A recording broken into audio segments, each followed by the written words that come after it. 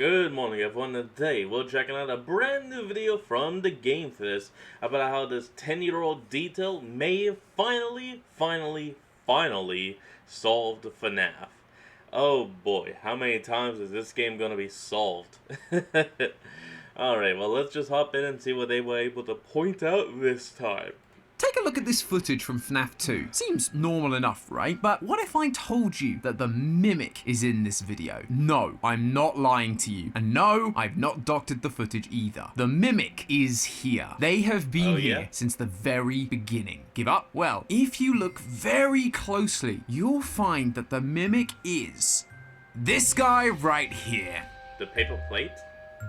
Hello Internet! Welcome to Game Theory, the show that cannot believe it has been 10 whole years of FNAF. Feels like just yesterday I was watching Markiplier scream at this tiny unknown indie game, and now it's an indie horror empire full of games, movies, books, and more merch than a Pizzaplex can handle. 10 years is a big deal. Believe me, we would know. And so to celebrate, Scott pulled out all the stops. We got an anniversary week full of fanverse games, demos, books, movie teasers, and of course the crown jewel that was Into the Pit. Though while that game offers I've actually heard a lot about this. I haven't really watched much on it though. a lot in the way of theorizing, that's not what I wanted to talk about today. Don't worry, that video is coming. I just need a little more time. So make sure you're subscribed so you don't miss that video when it drops. There may also be a special theorist surprise in store. Hint, hint. But for this episode, instead of talking about the biggest release of the week, I wanted to talk about the biggest surprise. You see, we knew about every release that was happening during this anniversary week ahead of time. That was except for one. Steel Wool had a mystery announcement slot, and a lot of us just assumed it was going to be DLC for Help Wanted 2, but that's not what we got. Instead, Steel Wool completely sideswiped us by revealing a 40-second teaser, not for DLC, but for a brand new game. We open on a 70s style carpet. The camera tilts up to reveal a Jack-in-the-Box playing music. The music stops, the box opens, and we hear a laugh as a clown mask peeks out from the box. The film reel we're watching begins to burn up, revealing the date 1979. Finally, we see a title card appear from the darkness. Secret of the Mimic. The internet lost their collective minds over this. Not only were we getting a game exploring the character that was a complete mystery when it appeared at the end of Ruin, unless you happen to read the books, but it was also going to be a prequel set before any other FNAF game. A lot of us have been theorizing about the origins of Freddy's ever since we got the Fredbear Singing Show ticket in Security Breach, and in 2025, it looks like we're gonna see if we were right. But you know what? I'm not willing to wait that long. Call me impatient, but when you take a closer look, this 40-second teaser has actually told us a lot more than you'd initially think. This teaser confirms that we were right that the Mimic is from the earliest days in Fazbear Entertainment's history, but it also suggests that the Mimic's first appearance wasn't in Ruin, nor was it Security Breach, nor was it Help Wanted. No, we are being shown that the Mimic has actually been hiding in plain sight since the very beginning. The pieces were in place for us to since even FNAF 1? Figure it out. We just weren't able to follow the breadcrumb, or should I say paper, trail to realize sooner. So wind up that music box, friends, because when it opens, we'll be diving in head first to see what secrets the Mimic has been hiding. And in doing so, I believe we may finally be able to resolve one of the biggest conflicts currently facing the FNAF timeline. A wound first inflicted on me. Oh yeah, today's gonna be a big one. So let's get into it. The first thing we gotta talk about is the design of Funky Tom over here. Jokey fan name aside, given the title of this game, it feels pretty unlikely that this is supposed to be anything other than the Mimic. But he's not the disheveled Endo we saw in Ruin. Now he's wearing a white mask with exaggerated eyelashes, rounded cheeks, and a bright red nose. Very heavy on the clown theme. Ugh, I can feel the childhood trauma rushing back. It also pops out of a Jack-in-the-Box, so clearly Steel Wool are going for a clown aesthetic with this newest version of the Mimic. Or is it the oldest version? This new old look does tie into our previous theories about the origins of Fazbear Entertainment. In that video, we discussed this poster from Help Wanted 2. A poster with a circus tent and the date 1970 on it. That, along with the mascot costumes in the ruined basement, Glitchtrap's design, official artwork of traditional mascot costumes, and references throughout the books, all seem to be telling us that Fazbear Entertainment didn't start with the creation of Fredbear's Family Diner, but as a traveling circus. Instead of the yes. animatronics or springlock suits that we know and love today, this circus used more traditional, rudimentary mascot costumes. They were still the same characters, Freddy, Bonnie, and Chica, but played by human performers. Though there was one exception. We ended that theory suggesting that the Mimic was also part of that same Fazbear circus. It shares design similarities with Sun and Moon, a jester who was associated with the carousel from the Fall Fest circus, a carousel that we watch burn. Repeatedly in Help Wanted 2, we see the festival burn down, both in the carousel level and in the Fazablast level. And what else do we know? A lot of file. Is burnt? The Mimic. In the first epilogue of Tales from the Pizzaplex, when the Mimic arrives, it is first described as being burnt. Thus, it seems like the Mimic has been here since that Fall Fest in the 70s. You might think I was celebrating this fact. My first FNAF theory was right, let's go! But then, the worry began to sink in. It always feels a bit wrong when a prequel introduces a new character. Happens. Plus, this franchise never gets rid of characters. We've had 28 versions of Freddy, 19 versions of Bonnie, and we even got 11 versions of Balloon Boy. Really Who now? asked for that? So then, why try to awkwardly insert the Mimic into the previous lore? I mean, retcon much? Except, what if I told you we have seen this clown before? Somewhere you'd never suspect. FNAF 2. I am, of course, talking about the characters I've been teasing since the start of the episode. The Paper Pals. No, I wasn't joking. These guys Yeah, I'm gonna need you to explain how these literal paper plates with paper on them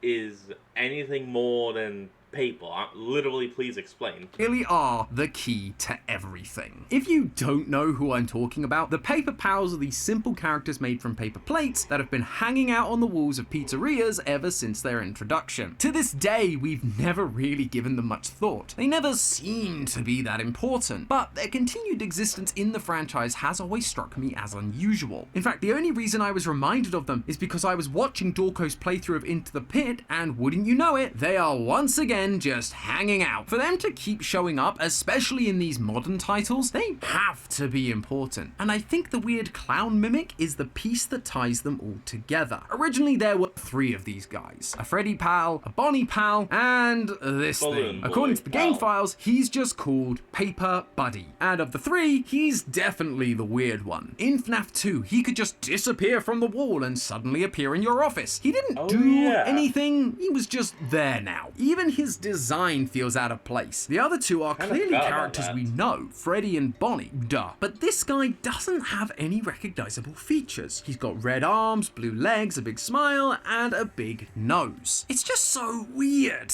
In a series full of animal characters, why have this generic humanoid looking thing? Naturally, why have a Balloon Boy?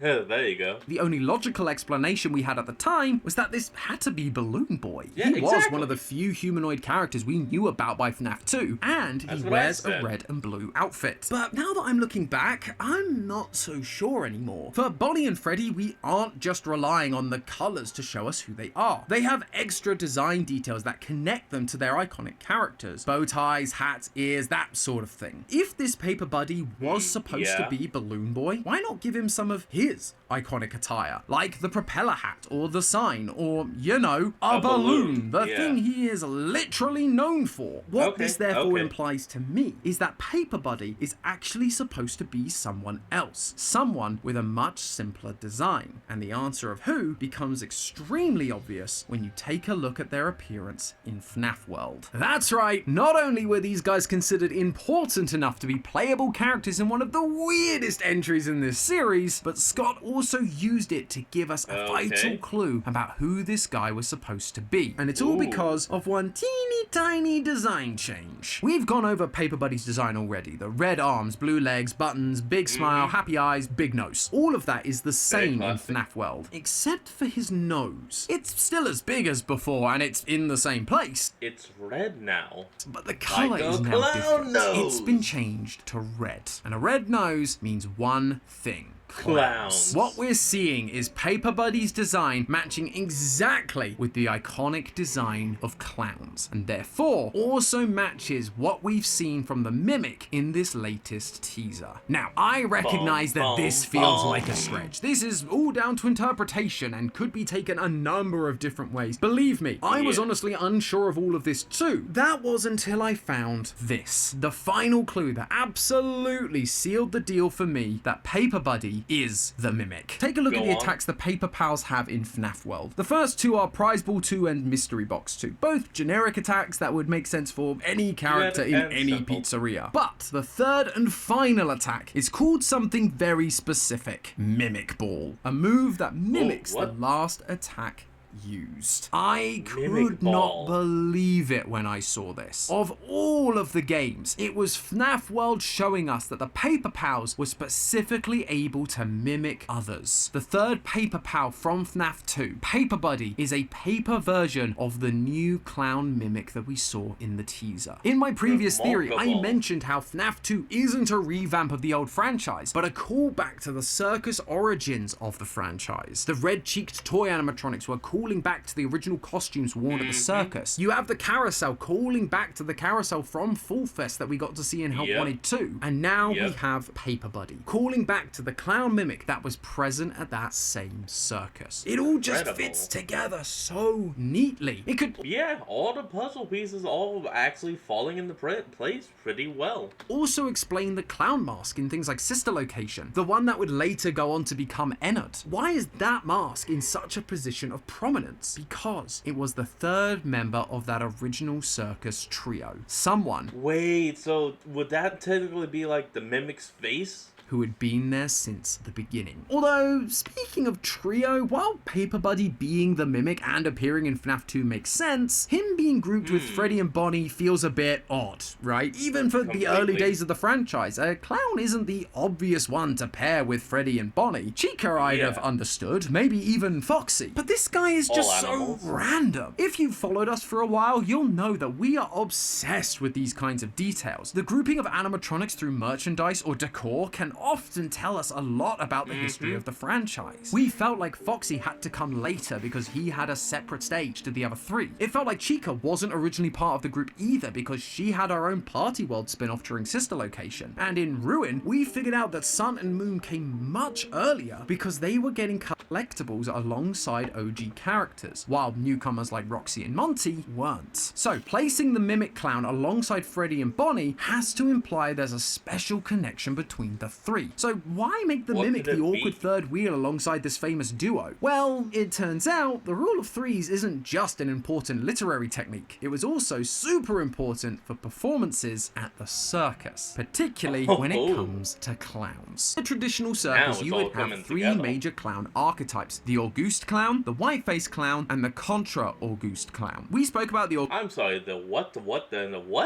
Auguste Clown in our previous theory. These clowns were the ones with red cheeks that were designed to appear silly and make children laugh. Often they were portrayed as an intelligent but lower class clown, the laborer, the one who would do a job, often badly, which led to them getting a pie in the face or falling off a ladder, you know, the typical slapstick stuff. The white-faced clowns, on the other hand, are supposed to be more serious and bossy. They were of a higher status, and so they would be responsible for assigning the tasks to the Auguste Clown and would often become frustrated at their failed results. Finally, you have the Contra-Auguste Clown, who was the middle ground. Still lower class than the white-faced clown, but not to the same degree as the Auguste Clown. And looking into clown literature, which, yes, is a thing that I read, the Contra-Auguste's role was to do one thing: mimic the white-faced clown. No, I'm not making that up. It was right there on the page in front of me. What we now have are three distinct characters: a serious boss clown, a smart worker clown, and a mimicking clown. Now, look at who we have at the start of Freddy's. While we don't know a whole lot about the specifics of this Fazbear Circus, we do know one thing: Henry and William were actively performing during the early days of the franchise. One as a bear. That means they would need someone to fill in the third spot, and who better then a mimic to fill the mimic role. Boom! It's genius. And one as a rabbit, Fredbear and Spring Bonnie. William was the businessman, the serious one, the guy who was trying to make Fazbear a success, the white-faced clown. Then there's Henry, the intelligent laborer who was building the animatronics, the August clown. And now we have a third, Paper Buddy, the mimic, a clown animatronic that has been there since the early days of the franchise, now mimicking the past actions of the white-faced clown, William Afton, making them the Contra Auguste in this trio. Three clowns, 3 performers, 3 paper pals that have been there since the start. But sadly, choosing Afton to be the one to mimic wasn't the best decision. When this trailer was announced, Brian Freyamuth, the design director at Steel Wool, tweeted about it saying, "The evil that men do lives after them. The good is oft interred with their bones." This is a quote from Shakespeare's Julius Caesar. My immediate reaction was, oh yeah, this is about Afton being dead, and now his evil lives on in the mimic, who is now continuing to hurt and kill people beyond his death, like we've been predicting this whole time. But as I thought it over, I think it might be something more than that. I actually think that this line is telling us the main plot point that we will see in Secret of the Mimic. A plot point that will finally answer the question that has haunted me ever since the release of Help Wanted 2. What did Henry mean by a wound first inflicted on me? This line comes from the insanity ending of FNAF 6. Henry talks about how Afton used the souls of the children he'd killed to create Remnant, and then continued to torture them to create the fun times. But the most important part of that monologue is when he turns inwards and begins reflecting on his own part in all of this. He ends up saying he needs to heal this wound, a wound first inflicted on me, one that I let bleed out. For the longest time, we believed this was referencing Afton killing his daughter, Charlie. She was Afton's first victim, which led on to the killing of all the missing children. That was the wound that was inflicted on Henry, the death of his own daughter, that then bled out to the death of so many others. But then Help Wanted 2 came out, and it flipped that entire idea on its head. In that game, we had to well, no, I guess not. Great. 6 gravestones in a specific order to receive the secret Bonnie mask. Each grave had a different puppet next to it, each referencing one of the 6 main animatronics: Freddy, Bonnie, Chica, Foxy, Golden Freddy, and the puppet, the 5 missing children, and Charlie. However, Charlie isn't the first grave you light. She's actually the last one, heavily implying that Charlie was the last to be killed. Honestly, I mean, technically, that would make sense because of the whole, joke line from Chica. C was the first. C has been here since the beginning. C has seen it all. I don't hate it from a lore standpoint. There's a decent amount of evidence that can line up with it. But by suggesting that, it threw into question that line of a wound first inflicted on me being about Charlie's death. Instead, there had to be an earlier incident that wounded Henry that would metaphorically bleed out, leading to the missing children's incident and the death of Charlie. So, what do I think this event is? Well, it all comes back to that Shakespeare quote. The line that Brian tweeted is delivered by the character Mark Antony at Caesar's funeral. Caesar was murdered by the character Brutus. However, Antony isn't able to directly accuse him publicly. So instead, he tactfully talks around the issue, calling Brutus an honorable man. This dynamic between Antony and Brutus, I suspect, is meant to be a reflection of Henry and Afton. Brutus was able to get close to Caesar because Caesar loved him, which is similar to the tactic used by Afton throughout this series. Put on the Spring Bonnie costume, a character that the children loved, and use it to lure them into a back room and kill them. For this quote to be used to promote the prequel game from 1979, it's telling us that Afton was abusing the love of this character way before the missing children's incident. And this early murder at the hands of Afton is what I believe we will be seeing in Secret of the Mimic. Maybe it will even be revealed as Afton's first. It's unclear if the person Afton kills will be a major character like Caesar is in the play, or whether it's just another kid, with the importance more being how early it is in the timeline. We only have a 40-second trailer after all. Much more is going to be revealed as time goes on. But what is important is if William is Brutus, Henry must be Antony. And that means he knew William committed the murder. That murder is going to be the wound inflicted on Henry, on the Fazbear business, on their friendship. That murder could have destroyed every everything they built. But Kind of as did, we know, it eventually. didn't. And Afton would go on to kill again. Because just like Anthony, Henry isn't going to accuse him directly. Maybe he was concerned for his business's survival. Maybe he was concerned about providing for his new daughter, Charlie. Maybe he just wanted to believe his friend could change. But whatever his reasoning, despite the wound Afton caused him, he never came out. I just realized Henry is kind of a lot like Papyrus doing a genocide run in Undertale. And admitted what he knew. He just allowed it to keep going, allowed Afton to keep killing. English philosopher John Stuart Mill once said, "A person